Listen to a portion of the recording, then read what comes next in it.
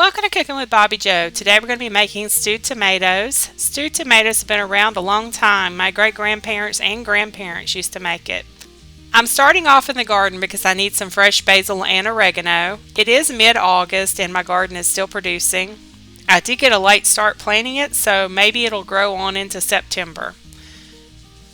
I've already harvested a lot of tomatoes, cucumbers, squash, purple bell peppers, and chili peppers, but there are a whole lot more ready to ripen. I figured this would be a small enough garden for 2 people, but it ended up doing a lot better than I expected, so I've had to give away a lot of veggies. We also have sunflowers popping up all over the place from the birds dropping sunflower seed. The birds planted them. I've done nothing but water them. Once they dry out, the birds will have some fresh sunflower seeds. My impatiens have done a lot better than I expected too. They've been putting on a show all summer. Okay, so I'm going to cut some oregano and basil, and I will need a good bit for this recipe. Stewed tomatoes are made in all different ways. It's based on what types of thing each person prefers as seasonings. I like mine with a lot of basil and oregano to season it up. So I'm going to cut some basil, cut some oregano, and I always shake off my herbs before putting them in my container to take in the house, just to make sure I get as many insects off as I can. Sometimes those little critters hold on tightly, so we got to make sure we rinse them off good.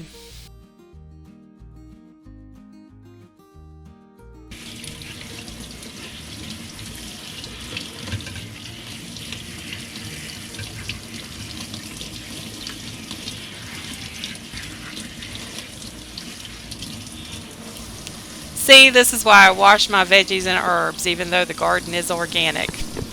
Let's wash up some tomatoes now. I have about 15 tomatoes here. I'm stewing them because I don't want them to go bad, and by stewing them I can use this for a few meals. And I'm really not sure if Steve will like stewed tomatoes. He's never had them, and I think he will have a texture issue with the tomatoes.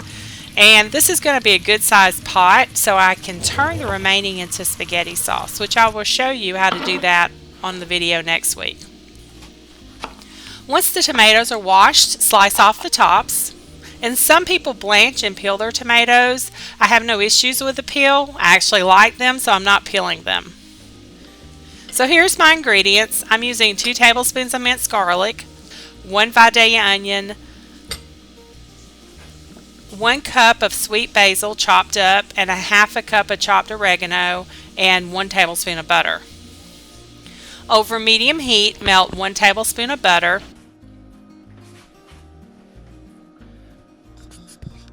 Then add in 1 Vidalia onion chopped. You want to cook the onion until soft and a little browned.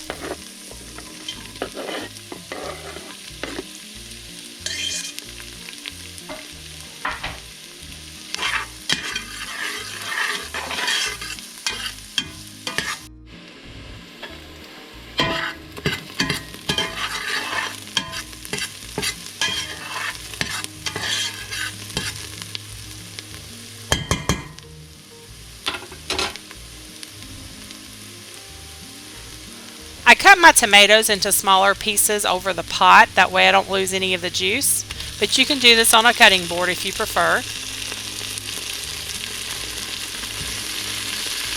But either way, the next step is to add in the pieces of tomato to the pot.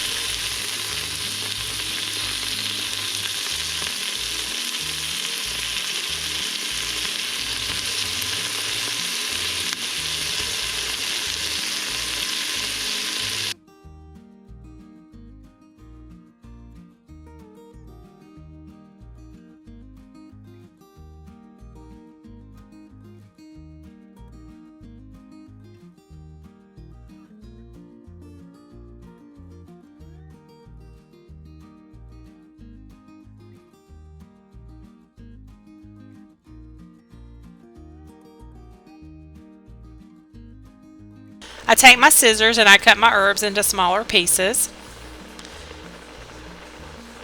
Once my herbs are cut up, I'm going to add 1 cup of basil and a half a cup of oregano. And if it's a little more or a little less, that is fine.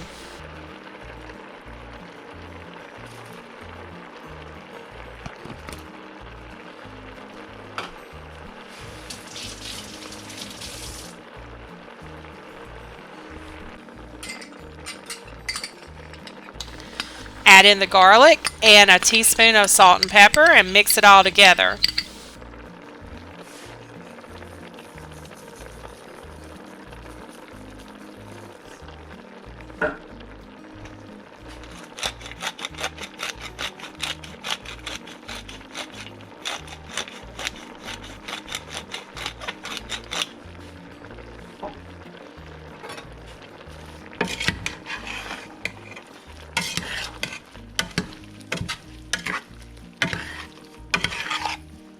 You want to put a lid on your pot and simmer for about 30 minutes.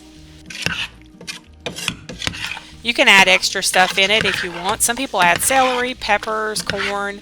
Also, most people add a couple of tablespoons of sugar, but I'm watching my sugar intake, so I'm not adding any sugar. The sweet basil will make it have a sweeter taste to it anyway. I love smelling basil and oregano simmering in my kitchen. It smells so drool-worthy.